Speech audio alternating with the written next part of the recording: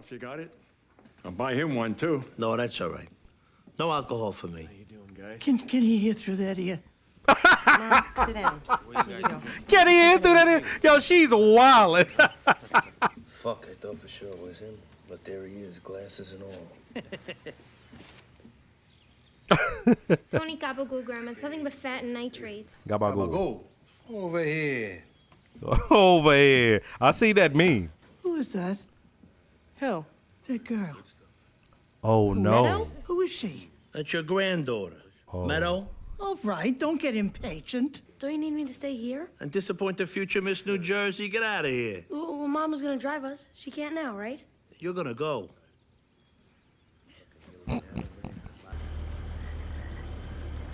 Whoa.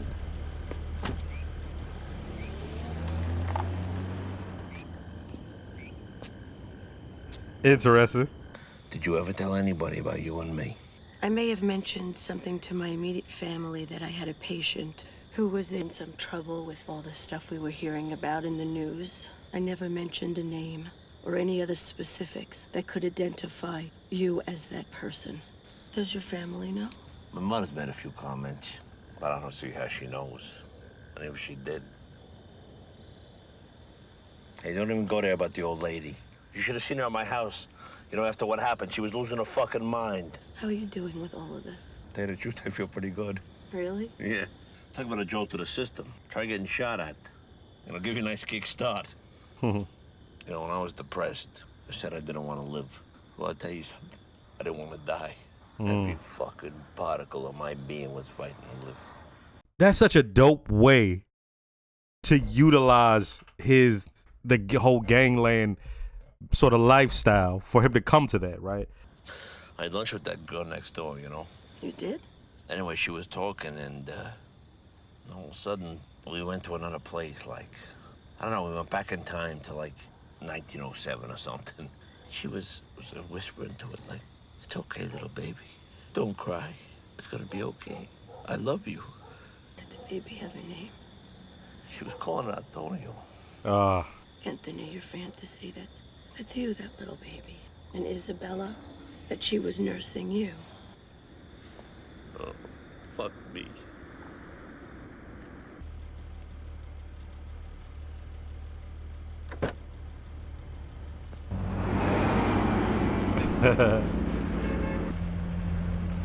You think this is a stretch?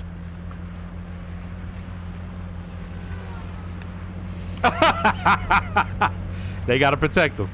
Can we get some of that whiskey? Why they gotta make it that awkward? What was that bullshit yesterday?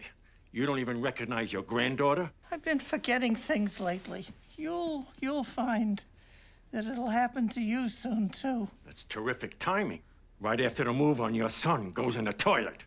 I don't know what you're talking about. Whoa. Like, I said that, like, yo, it seems like he thinks she understood what was going on.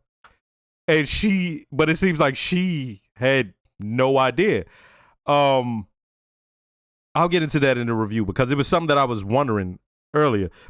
So where's your dental student? Where's my what? Isabella. Come on, your house guest. Isabella, dark hair, beautiful. You don't know what the fuck I'm talking about, do you? You didn't have an Italian girl. She's here studying the... Yeah. We had Skippy Palumbo from down the street come into the house to take care of the dog. Forget it. Joke. I'll talk to you later.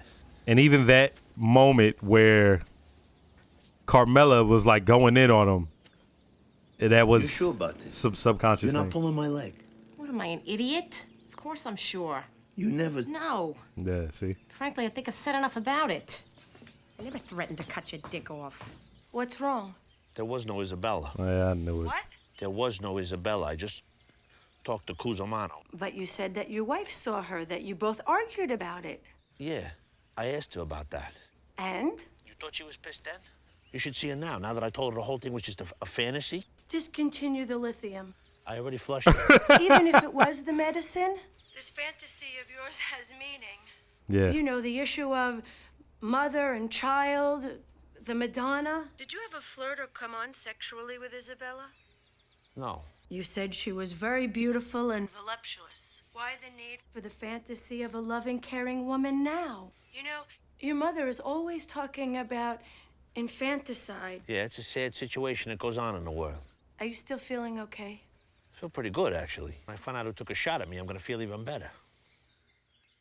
First, let me start by saying don't forget to like, comment, and subscribe. If you are subscribed, make sure to hit the notification bell. Shout out to all the new viewers. Shout out to all the subscribers. And have a Patreon with full-length early reactions to things like this. If you'd like to, check it out. Hey, so look.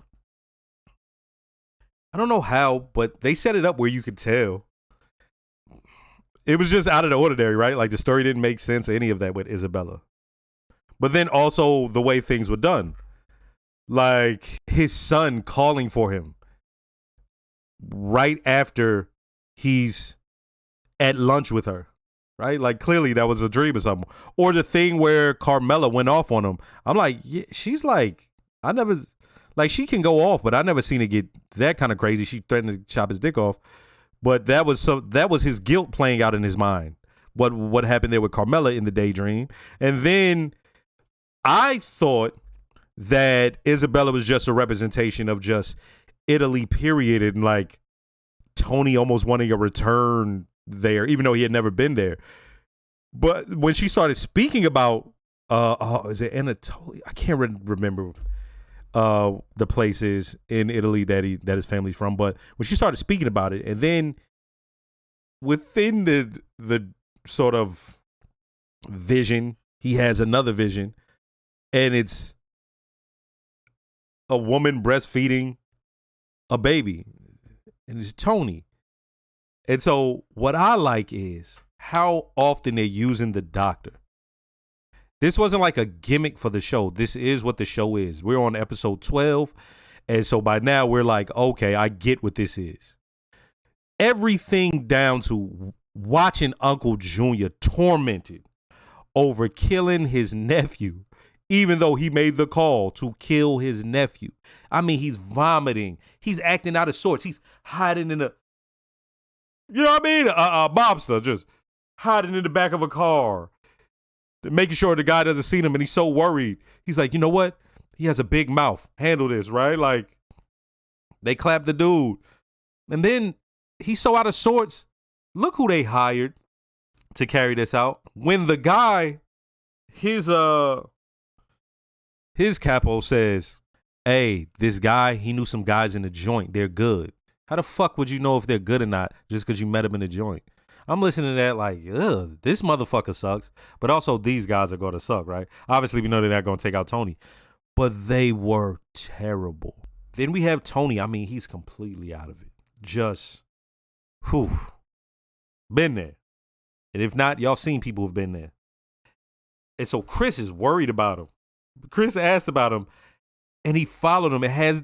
He don't even know that he saved Tony, because then Tony's getting popped. They would have followed that man and got him because he was alone at that moment. I really believe Uncle Junior, he has a sound mind right now. He's firing on all cylinders. Tony's mom, she be talking and speaking, but she really don't care about the consequences. But she really is just talking. She wasn't trying to get her son popped, I don't think. Maybe she was. But she's a scumbag either way for just talking about him to a gangster. She knows what their lifestyle is. So either way, she know what could come of it. Right? Like that was always present in her mind. Now, what I want to say is, what I do wonder is, that's why I'm bringing this up is, did she know and was she of a sound mind? Or is she actually fronting and Uncle Junior called out on it? Which was, because the whole thing with the Gabagool and then Meadow, she's like, who is this girl? I didn't think nothing of it. And then Uncle Junior, he comes and said, what was that? Oh, so now you don't know nothing. Oh, as soon as the hit goes down to Tony, she's like, what? Right. So this, I'm looking like that's going to be interesting going forward, because his mom, she is ridiculous. The moments, there's these little moments, they're all dealing with this. In fact, the whole gangster thing is like in the background of this.